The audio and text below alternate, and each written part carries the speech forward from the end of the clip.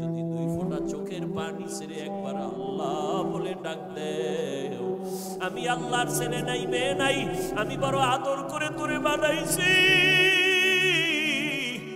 ও বান্দা তুই জবানটা দিয়ে যখন আল্লাহ বলে ডাক দিবি, আমি আল্লাহর কুদরতি অন্তরে তুফান মায়া রহমতের ঢেউ, আমি আল্লাহ রহমতের দরজা খুলে দে আর বলি বান্দা তুই যা দরকার চা, আমি এখন তোর জন্য সব বরাদ্দ দিয়ে দেব। এই জমিনে আল্লাহর কাছে ভোর রাত্রে কান্না ছাড়া কেউ কিছু পায় নাই। যত নবী যত সাহাবায়ে কেরাম ওই রাতের কান্নার আওয়াজ, যত আল্লাহর খাঁটি গোলাম সবাই ভোর রাতে কান্নার আওয়াজ দিয়েছেন। আর একটা দোয়া কবুলের সময় রোজাদার যখনই দোয়া করবে তখনই কবুল হবে। তবে রোজাদারটা রোজাদার হতে হবে। ওই রোজাও রাখবা, মিথ্যাও বলবা, ঝগড়াও করবা, এই রোজাদার হলে হবে না। রোজাদার তোমার চোখের রোজা, হাতের রোজা, কানের রোজা, পায়ের রোজা। অর্থাৎ রোজা মানে গুনাহ থেকে বেঁচে থাকো, পানাহার থেকে বেঁচে থাকো, আর রোজার দ্বারা তাকওয়া অর্জন করো। রোজা রাইখে যেমন খানার থেকে বাঁচলা, তাকওয়ার সবক আদায় করো, গুনাহ থেকেও বাঁচো, হাতেরও বাঁচাও, চোখেরও বাঁচাও। এইভাবে করিয়া তুমি যদি দোয়া করো সাথে সাথে কবুল।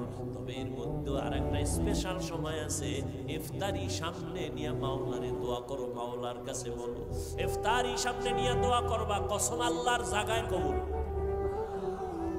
কিন্তু আমাদের কপাল খারাপ, ইফতারির টাইমে এত কাজের আগ্রহ বেড়ে যায়, মহিলারও কাজের মধ্যে ব্যস্ত বানায় দিছে। আবার নিজে যা একটু সহযোগিতা করবে তাও করে না, খালি ফুল ধরে বেসন কম হয়েছে কেন, পেঁয়াজের মধ্যে এইবার শরবতে চিনি কম কেন, এই কেন কেন করতে করতে আজানি টের পায় না। আর মসজিদ টসজিদে যদি ইফতারি করে, হ্যাঁ তো আর এক বাজার, আর এক বাজার ইফতারির টাইমে, দোয়া কবুলের টাইমে দুনিয়ার কথা বলে মসজিদের ভিতরে বা বিভিন্ন অনুষ্ঠানে। ইফতারির আয়োজন, বেশি মানুষ সেখানে বসে শুধু কথা কথা কথা, অথচ ওই টাইম চুপ করে আল্লাহর কাছে দোয়া করো। এই বরকতের মাস আর একবার পাবেন, গ্যারান্টি আছে। মায়ার নবী দোয়া করতেন, আল্লাহুম্মা বারিক লানা ফি রাজাব ওয়া শাবান ওয়া বাল্লিগনা রমাজান। ও যুবক, কয়দিন আর দুনিয়ায় বাহাদুরি করবা? তোমার মতো আমার মতো কত যুবক কত রোজায় ছিল, এই রোজায় নাই। ওগো নবীর উম্মতেরা,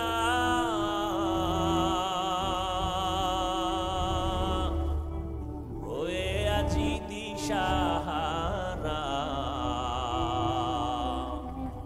কোরআন হাদিসের চলো যখন যাহা চায় মনে, কে দরবে পুলসিরত মিজানে, বিবিনে কে দরবে পুলসিরত মিজানে, বি আমার জীবন ভরে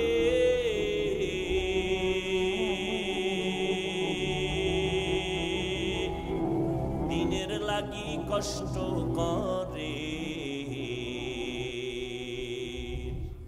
দান দান শহীদ করিলেন বহুদেরই ময়দানে, বিবিনে কে দরবে পুলসিরত মিজানে, বিবিনে কে দরবে পুলসিরত মিজানে। এমন এতিম নবী আমার,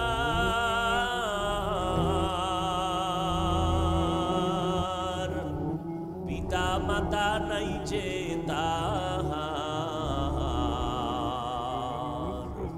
তারপরেও কত মারা মারলো তাকে দুশ্মনে, বিবিনে কে দরবে পুলসিরত মিজানে, বিবিনে কে দরবে পুলসিরত মিজানে। এরে নবীর আশিক, আল্লাহ পাক বলেন, ও পয়গম্বর আপনার উম্মতের জানায় দেন, যদিও হায়াত কম তবে হায়াতে বরকত আমি আল্লাহ বাড়ায় দিব। আপনার উম্মতের হায়াত যদিও কম তবে হায়াতে বরকত হবে অনেক বেশি। আপনার উম্মত যদি 5 ওয়াক্ত নামাজ আদায় করে, আমি আল্লাহ আপনার মুহাব্বতে 50 ওয়াক্ত নামাজ নামাজের সওয়াব দিয়ে দিব। আপনার উম্মতের আমি হায়াত কম দিলেও বরকত কমাই নাই। 5 ওয়াক্ত নামাজ ফরজের আগে তাহাজ্জুদের নামাজ ছিল বাধ্যতামূলক। 5 ওয়াক্ত নামাজ ফরজ হয়েছে, তাহাজ্জুদের ফরজিয়াতটা শিথিল হয়ে গেছে, কিন্তু মর্যাদা কমায় নাই। আল্লাহ তাআলা বলেন, নবী জানায় দেন, আপনার উম্মত যদি এশার নামাজ পড়ে ঘুমায়, আবার ঘুম থেকে উঠে যদি ফজর আদায় করে, ঘুমাইয়া যে সময় কাটাইলো, এই সময় আমি নেকের পাল্লায় ওজন দিব। আপনার উম্মতের হায়াত অনেক কম, বরকত অনেক বেশি। 1000 মাস ইবাদত করে অন্য নবীর উম্মতেরা যা পাবে, আমি আপনার উম্মতের এক রাতের ইবাদতে দিয়ে দিব। জানেন কি রাতটা কোনটা? ওই ইন্না আনজালনাহু ফি লাইলাতিল কদর ওয়া মা আদরাকা মা লাইলাতুল কদর লাইলাতুল কদরি খায়রুম মিন আলফি শাহর। 1000 মাস, এর থেকেও আরো বেশি, ওর সমান না, আরো বেশি। খায়রুম মিন আলফি শাহর, 1000 মাস থেকেও উত্তম। বলে কত বেশি? কয় যখন কোরআনের এই আয়াত নাজিল হইছে, তখন সর্বোচ্চ গণনার সীমা ছিল 1000। তাহলে বেশি কত? কয় এখন আসছে কত? লাখ, কোটি, মিলিয়ন, ট্রিলিয়ন, বিলিয়ন, কিয়ামত পর্যন্ত যত আসবে, এর 1000-এর সাথে 1000-এর সাথে লাগায় দাও। 1000 মাস ছিল, এখন 1000 লক্ষ, 1000 কোটি, 1000 মিলিয়ন, 1000 ট্রিলিয়ন, 1000 বিলিয়ন ইবাদত করলে যা পাবে, এক রাতে মুহাম্মদের উম্মত তা পাবে।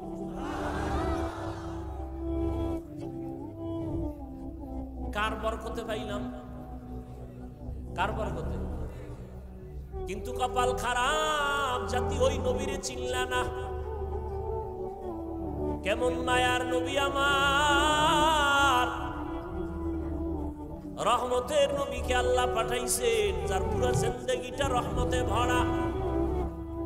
কেমন রহমতে ভরা? নবীজির 63 বছর হায়াতে কোনদিন একটা মিথ্যা কথা বলেন নাই। দুই একজন হিসাবের নাম করত যে মিশা হয় না,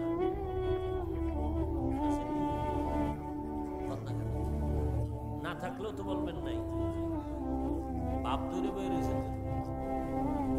দুই একজন নেতার নাম বলছে মিশা হয় না, তা ফুলের থেকে পবিত্র হয় কেমন? চাপাবাজি। কেমন একজন নবী আমার, যার 63 বছর হায়াতে ভুলেও একটা মিথ্যা বলেন নাই। চিন্তা করতে পারেন, সে তো শিশু, কিশোর, যুবক, অজান্তেও তো অনেক কিছু মানুষ কইরা ফেলায় না। কেমন নবী যে পৃথিবীতে আগমন থেকে ইন্তেকাল পর্যন্ত ভুলেও একটা মিথ্যা কথা বলে। আমরা তো হাসতে হাসতে অনেক কিছু বলি, আরে মিথ্যা ধরিও না, এটা একটা তামাশা করলাম, মজাক করলাম। কেমন মায়ার নবী আমার, তার 63 বছর হায়াতে কোনদিন কখনো ভুলেও কাউকে একটা গালি দেন নাই। কেমন রহমতের নবী আমার, যে নবীর সামনে দাঁড়াইয়া হাজারো গালি দিয়েছে, বলি বেঈমান অকথ্য ভাষায় নবীর সামনে দাঁড়াইয়া গালি। নবী জীবনে গালি দেন নাই তো দেন নাই, জীবনে কোনো গালির জবাবও দেন নাই। গালি না দেওয়াটা বুঝলাম, ঠিক আছে, জবাব না দিয়া কেমনে পারলেন? সামনে দাঁড়ায় কত বেঈমান নবীকে গালি দিতে, সামনে দাঁড়ায় অকথ্য ভাষায় গালি নবীর সামনে। নবী জীবনে গালি দিবেন দূরের কথা, একটা জবাব দেন। আরো আশ্চর্য কথা, আমার নবীজি রহমতের নবী 63 বছর হায়াতে কোনদিন চোখ মোবারক গরম করে কারো দিকে তাকান নাই। চোখ গরম করে কারো দিকে। কেমন মায়ার নবী, সেই নবীর আদর্শের উম্মত আমরা। আল্লাহর কুদরতটা কেমন, যার পুরাটাই রহমত, পুরাটাই সুন্দর, সৃষ্টির শ্রেষ্ঠ আদর্শে ঘেরা, এত পৃথিবীর শ্রেষ্ঠ ব্যক্তিকে এমন এক জায়গায় পাঠাইলেন যেই জায়গার প্রত্যেকটা মানুষের মাথা তালু থেকে পা পর্যন্ত ওয়াল পুরাটাই নাপাক, এতটাই নাপাক, পুরা মানুষগুলো খারাপ, জমিনটাকে বানাইছে খারাপ। ওই ময়দানে ওই চূড়ান্ত একটা খারাপ মানুষের মাঝখানে সৃষ্টির শ্রেষ্ঠ পবিত্র নবীকে আল্লাহ পাঠাইল। আশেপাশে আল্লাহ মাফ করুক বুঝাবার জন্য বলি, কোথাও যদি এখানে যাত্রা গান হয় অথবা কোনো পতিতালয় থাকে যেখানে অবাধে সেনা হয়, তো মুসলমান বললো এটাকে ফিরাইতে হবে। তো ছোটখাটো কিছু হুজুরকে আগে পাঠাইবে, বড় হুজুর বাংলাদেশের যাইব না আগে, বড় হুজুর যাবে না আগে, দেখো ওখানে কি হালাত, ঠিক না? এরপরে বড় হুজুরের কে আইসা খবর দিবে, তারপরে সে একটা পদক্ষেপ নিবে। বড় হুজুর যদি আগে যায় তাহলে অনেক আপনজনেরাও বলবে হুজুর এটা কাম ঠিক করে নাই, আমরা যাইতাম, হুজুর গেলেন কেন এত নিকৃষ্ট জায়গায়।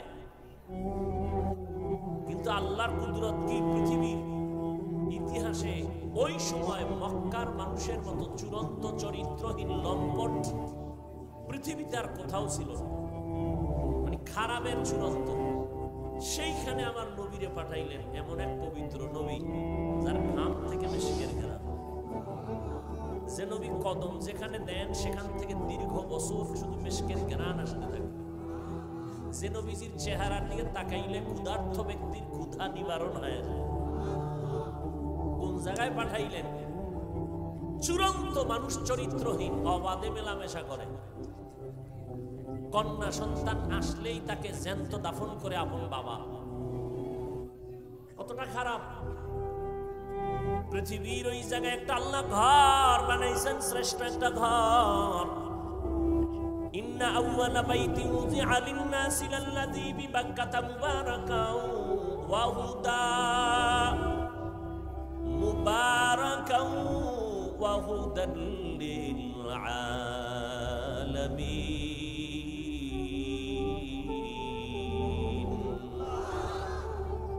আল্লাহ জমিনটা বানায় একটা ঘর বানাইছেন, আর কিছু নাই জমিনে। জমিনটা বানাইয়েই আল্লাহ একটা ঘর বানাইছেন।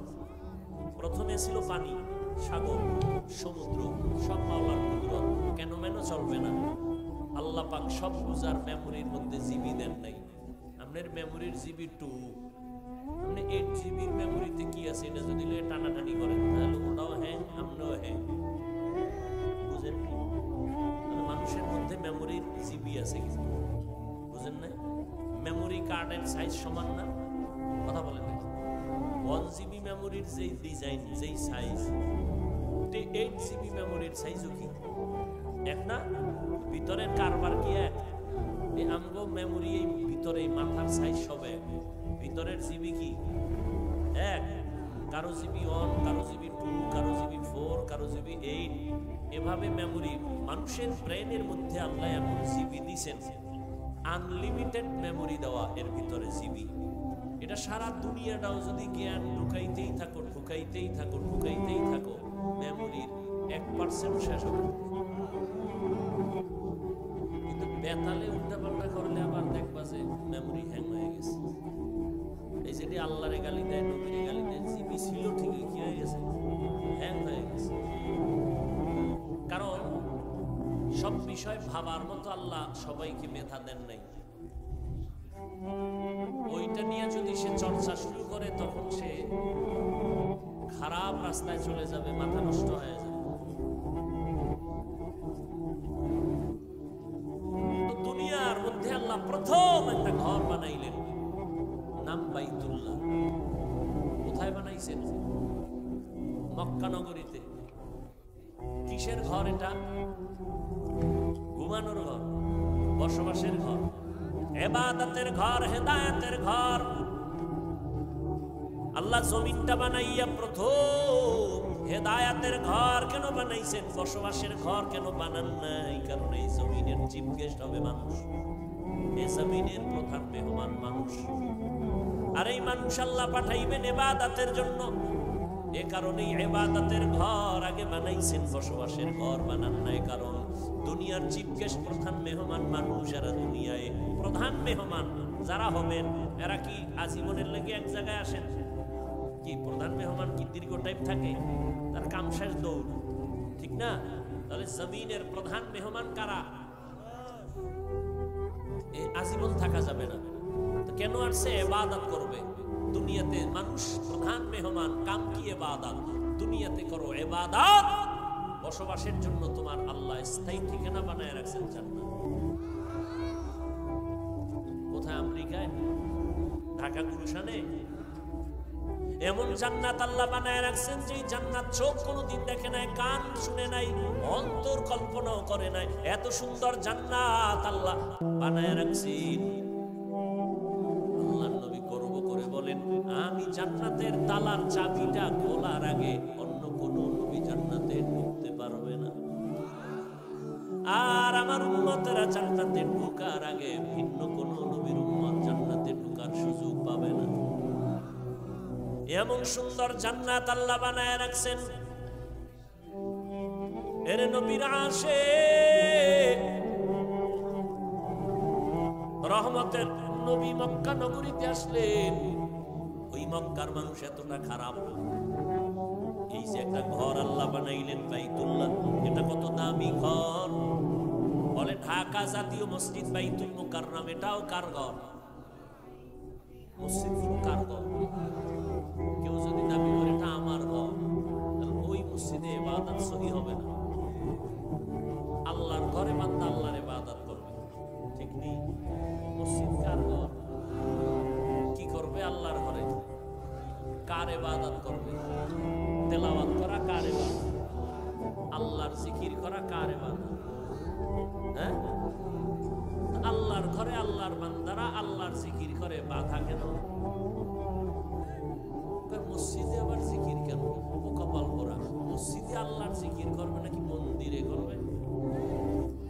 কত বড় জাহেল, কত বড় দুশ্মন, কত বড় অন্তর নষ্ট মানুষ। আল্লাহর ঘরে কার ইবাদত করবে? আল্লাহর ঘরে কার জিকির করবে? ভগবানের? কার? তো আল্লাহর ঘরে আল্লাহর জিকির করবে, তেলাওয়াত করবে, নামাজ পড়বে, ইবাদত করবে। বাধা যে দিবে সে সৃষ্টির নিকৃষ্ট জালেম,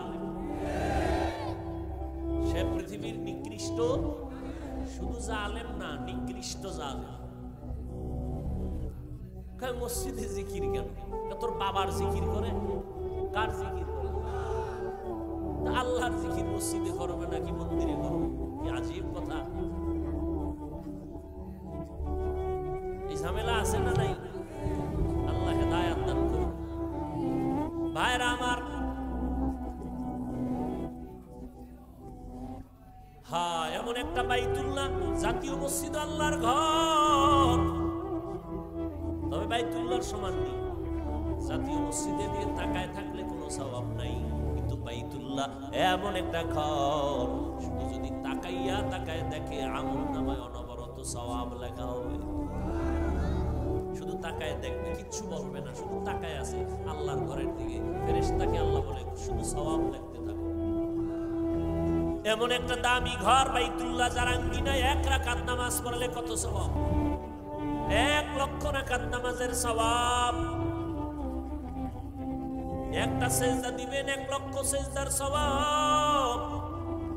জমিনে এরকম দামি আর কোনো ঘর নাই।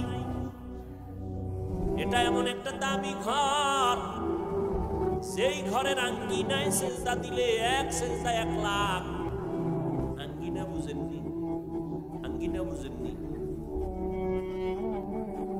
বুঝেন না, অনেকেই বুঝেন না, হুজুরেরাও বুঝেন না।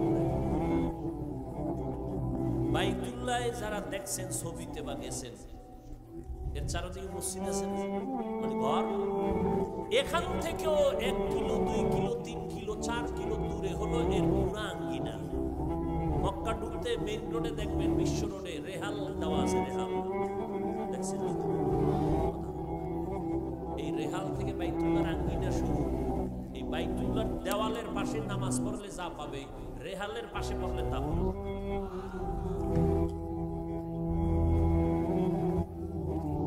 আমরা অনেকে মনে করি যে বাইতুল্লাহর এই ভিতরে ঢুকতে পারলে সহজ। হ্যাঁ, তবে জামাত অংশগ্রহণ করা একই সাথে একই জামাতে সুন্নাত অনুযায়ী হবে, সব একটু বেশি হতে পারে। তবে মহিলাদেরকে পুরুষের সাথে নামাজের সাথে এক জামাতে নামাজ পড়ানো সম্পূর্ণ নিষেধ। পুরুষ বাইতুল্লাহর পাশে গিয়ে যা পাবে, মহিলা হোটেলে বসে নামাজ পড়লে তা পাবে। আল্লাহ যদি মহিলাকে হোটেলের মধ্যে নামাজ পড়াইয়া বাইতুল্লাহর পাশের সওয়াব দিয়ে দেয়, আপনার আপত্তি আছে? আপনি তাকাইয়া এই মহিলাকে এরপরে বাইতুল্লাহর পাশে নিয়ে আসবেন, পুরুষের নামাজের পাশে দাঁড় করাবেন, ওনার নামাজও শেষ, পুরুষেরটাও শেষ।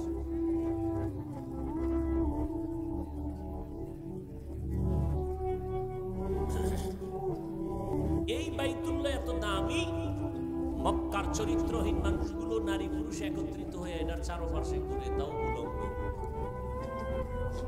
কতটা খারাপ! আর সেখানে আসছেন কে? রহমতুল্লিল মায়ার নবী আসছেন মাত্র 13 বছর। কয় বছর? মাত্র 13 বছরের ব্যবধানে চরিত্রহীন মানুষগুলো এত দামি হয়ে গেছেন। রহমতের নবীর আদর্শের কারণে আল্লাহ জিবরাইল আমিনকে লিস্টি দিয়া কয়, যাও আমার নবীরে পৌঁছাইয়া দাও। এই লিস্টির মধ্যে যাদের নাম আছে, নবী যেন ঘোষণা দিয়া দেয়, এই লিস্টির মধ্যে যাদের নাম, এরা বিনা হিসাবে জান্নাতি। মাত্র 13 বছরের ব্যবধানে রহমতের নবীর আদর্শে চূড়ান্ত চরিত্রহীন মানুষ স্বর্ণের মানুষ হয়ে গেল। কেমন দামি হয়ে গেল! আল্লাহ এদের জান্নাতের সার্টিফিকেট দিয়ে দিলেন জমিনে, এবং কিয়ামত পর্যন্ত আনেওয়ালা মানুষের জন্য তারা আদর্শ। সমস্ত সাহাবায়ে কেরাম জান্নাতি। এবং উম্মতের স্কেল, তোমার ঈমান ভালো না খারাপ, একুরেট না ভেজাল, তোমার স্কেল হলো সাহাবায়ে কেরামের ঈমান। আমিনু কামা আমানান নাস। সাহাবায়ে কেরামের ঈমানের স্কেল দিয়ে তোমার ঈমানকে মাপিও। এজন্য নবী বলেন, সাহাবী কান নুজুম, আমার এক একটা সাহাবী এক একটা আকাশের নক্ষত্রের সমতুল্য। ওই সাহাবায়ে কেরামের আদর্শরে ধরে রাখিও, সাহাবায়ে কেরামের আমলকে ধরে রাখো। সাহাবায়ে কেরাম তারাবির নামাজ 20 রাকাতের আমল করেছেন, ধরে রাখিও। কয় রাকাত? আপনাদের মাজায় যদি সমস্যা থাকে ঔষধ খেয়ে নেন, 8 পড়া যাবে না, 20 পড়তে হবে। কিন্তু যারা 8 পড়বেই, এদের সাথে কোনো তর্কে জড়ানো যাবে না। আমাদের জবাব, রমজান এমন বরকতের মাস, একটা নফল ইবাদত অন্য মাসে করলে যা পাবো, রমজানে পড়লে একটা নফল আমলে ফরজের সমান সওয়াব। আবার একটা ফরজ অন্য মাসে পড়লে একটা পাবো, এক ফরজে এক সওয়াব, রমজানে এক ফরজে পাবো 70 গুণ বেশি। অতএব আমি রমজানে নফল ছাড়বো না, আমি 8 রাকাত পড়বো না, যতবারই বাড়ায় পড়বো। 20 রাকাত ওমর পড়েছেন, সাহাবায়ে কেরাম পড়েছেন। অতএব আমরা সাহাবায়ে কেরামের আদর্শের উম্মত, আমরা সাহাবায়ে কেরামের আদর্শ মানি। 20 রাকাত তারাবি পড়বো। এরপরেও যদি আপনার কোনো আপন লোক, একেবারে আপনার কলিজার আপন, সে যদি বলে আমি 8 রাকাত পড়ি, তুই কেন 20 পড়ো, আপনি তার মনটা রক্ষায় জবাব দিবেন, তোমার কথা মেনে আমি 8 রাকাত তারাবি পড়বো, ঠিক আছে, কিন্তু বাকি 12 রাকাতও ছাড়বো না। বাকি 12 রাকাত আমি নফল হিসাবে পড়বো। এক নফলে আমি একটা ফরজের সমান সওয়াব পাবো, এক ফরজে আমি 70 গুণ পেয়ে যাব। অতএব আমি এই রমজান পাইছি, আগামী রমজান পাবো কিনা জানা নাই। অতএব আমি এই আমল থেকে নিজেকে দূরে রাখতে চাই না। রমজানুল মুবারকে আমার নবীকে আল্লাহ দিয়েছেন, এত বরকত আল্লাহ দান করেছেন। এই রমজানে বান্দা বেশি বেশি কোরআন তেলাওয়াত করো, কারণ আমার নবীর কাছে কোরআন আসছে। নবী কোরআন শরীফটা আমাদের কাছে আমানত রেখে গেছেন। ও উম্মত, কোরআনটা ধরে রাখবা, সম্মান কমবে না। রমজানে তুমি কোরআন তেলাওয়াত চালু করে দাও। ইমামে আজম আবু হানিফা 61 বার রমজানে কোরআন খতম করেছেন। ইমাম শাফিঈ রাহমাতুল্লাহ আলাইহি 60 বার কোরআন খতম করেছেন। এর নবীর আশিক উম্মতের দল রমজানে বেশি বেশি নামাজ, বেশি বেশি তেলাওয়াত, জবানে আল্লাহর জিকির করবেন, দরুদের আমল করবেন। যারা তেলাওয়াত পারেন না শিখবেন। কোরআন শিখতে 20 দিন লাগে, 20 ঘন্টা। কয় ঘন্টা? 20 ঘন্টা লাগবে। প্রতিদিন তারাবির পরে ঘুমের আগে 1 ঘন্টা সময় দেন। না পারলে সাহারি খাইয়া ফজরের নামাজের পরে 1 ঘন্টা সময় দিয়া মাত্র 20 রমজানে কোরআন শিখে ফেলেন। প্রথম রমজান থেকে 20 রমজানে কোরআন শিখে ফেলবেন। যেদিন চললে পড়তে পারবেন সেদিন নামাজে দেখবেন কি মজা। যারা পারেন না তেলাওয়াত চালু করে দেন। আপনার মেয়েকে কোরআন পড়ান। রমজানে কোরআন পড়তেই হবে। দেখে দেখে কোরআন পড়ার ফজিলত বেশি। তার মানে কি তারাবির মাত্র ভেতরে মোবাইল খুলে কোরআন দেখবে? হ্যাঁ, খবরদার। রমজানে বেশি বেশি ইবাদত আর তাহাজ্জুদের নামাজটা পড়বেন, যেটা 11 মাসে সম্ভব না, এটা রমজানে সহজ। কারণ সাহারি খাওয়ার পুরো টাইম হলো তাহাজ্জুদের টাইম। অতি গভীর হয় রজনী যখন, নীরবে প্রভুর নাম জপিও তখন। প্রভুর করুণা যদি পাইবারে চাও, গভীর রাতে উঠে প্রভুর গুণগান গাও। কি পরিমাণ আল্লাহর দুশমন হইলে কয় আমার ঘরে কি ভাতের টান আছে, আমি রোজা রাখবো কেন? আমার কি ভাতের অভাবে রোজা রাখি? কি রোজা রাখি কার জন্য? আল্লাহর সন্তুষ্টির জন্য রোজা রাখি। রোজাটা শুধু আখিরাতের সওয়াব এতটুকুই না, শরীরের মহা ঔষধ। মহা আর কিছু কপাল পরারা রোজারে বানাইছে রোগ। রোজা রাখলেই রোগ বাড়বে। আর আল্লাহর আশিক যারা, এরা বানাইছে রোজারে ঔষধ। যেমন রোজাই হলো রোগের ঔষধ। আমি রোজা রাখলেই সুস্থ। আমি রোজা রাখবো আল্লাহ, আমি রোজা একটাও ভাঙবো না, তুমি রোজার বরকতে আমাকে সুস্থ করে দাও। আর নিমক হারামের গোষ্ঠীরা বলবে রোজা রাখলে গ্যাস বাড়বে, রোজা রাখলে অসুস্থতা বাড়বে, পেটে সমস্যা হবে। যে যেমন নিয়ত করে তার ফলাফল কি এমনই হবে। ও আল্লাহর বান্দারা ভালো করে বুঝেন, রমজানের এই রোজা ছাড়া যাবে না। বালেগ বালেগা, ও পর্দার আড়ালের আম্মা জানেরা, বোনেরা, প্রাপ্ত বয়স্ক যদি বয়সে উপনীত হয়ে থাকেন, রোজা ভাঙ্গা যাবে না। নবী বলেন বিনা কারণে যদি একটা রোজা ভেঙ্গে দাও, সারা জিন্দেগি যদি রোজা রাখো, এর বরকত আর পাবা না। একটা রোজার দাম কত? বলে একটা উড়ন্ত জন্মগত একটা কাক, একটা কাক জন্ম লগ্ন থেকে যদি উড়তে থাকে, উড়তে উড়তে উড়তে উড়তে কাকের হায়াত বেশি, কমপক্ষে 1000 বছর। একটা কাকের হায়াত কমপক্ষে 1000। এই 1000 বছর যদি উড়তেই থাকে, উড়তে উড়তে বুড়ো হয়ে গেছে, কত দূর গেছে? কাগজ কলমে হিসাব মিলবে? হ্যাঁ, নবীজি বলেন এক রোজার কারণে একটা কাক জন্ম থেকে 1000 বছর যদি উড়িয়া সামনে যায়, ও কত দূর গেল? এক রোজাদার এক রোজার কারণে জাহান্নাম থেকে তত দূর পিছনে গেল। এরে আল্লাহর বান্দারা, রোজার মধ্যে তাহাজ্জুদের এই সুযোগ হারাবেন না, খবরদার।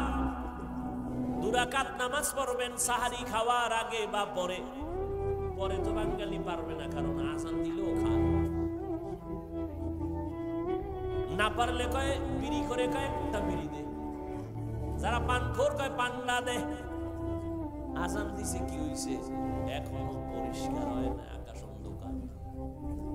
জানালা দিয়ে দেখা যায় অন্ধকার, অন্তত পান্ডা তো খাওয়া যায়। অতএব 2 রাকাত তাহাজ্জুদ কমপক্ষে, বেশি পারলে তো আলহামদুলিল্লাহ। ওই টাইমে আমার আল্লাহ প্রথম আসমানে আসেন।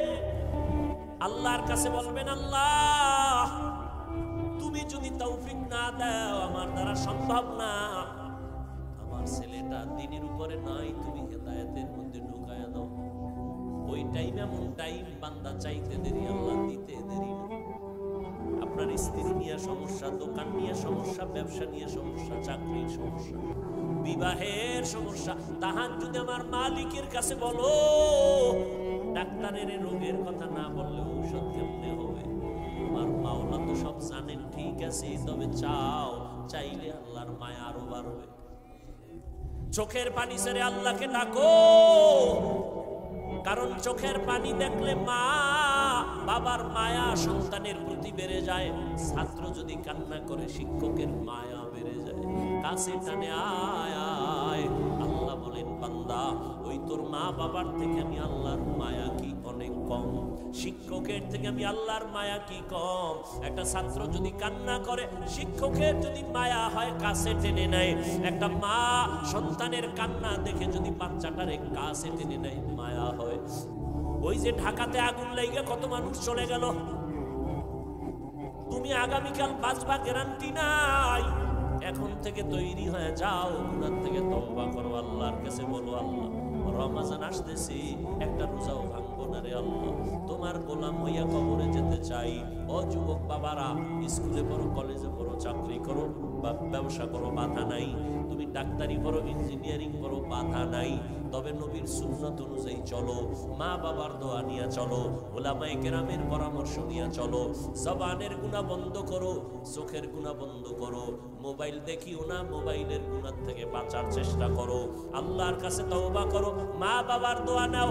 তোমার মতো যুবক তাকায় দেখো, আজ স্কুল কলেজে পড়িও নামাজ ছাড়ে না, নাই? তুমি কেন পারবা না? তোমার মতো যুবক আজকে দেখো নদীর মধ্যে মাছ ধরে, জমিনে চাষাবাদ করে, নামাজ ছাড়ে না। তোমার মনটাকে প্রশ্ন করো, তুমি কেন পারবা না? তোমার মতো যুবক রাস্তায় গাড়ি চালায়, নামাজ ছাড়ে না। তোমার মতো যুবক র্যাব, আর্মি, পুলিশ, বিডিআরের চাকরি করে, নামাজ ছাড়ে না। ও বান্দা, তুমি কেন পারবা না? ও বৃদ্ধ বাবাজি, আপনার মতো কত বুড়া মসজিদে গিয়ার নামাজ পড়ে, নামাজ ছাড়ে না, আপনি কেন পারবেন না? ও পর্দার আড়ালের আম্মা জানেরা, আপনাদের এত সম্মান, এত মর্যাদা, আপনারা নবীদের মায়ের মতো মা, সাহাবায়ে কেরামদের মায়ের মতো মা।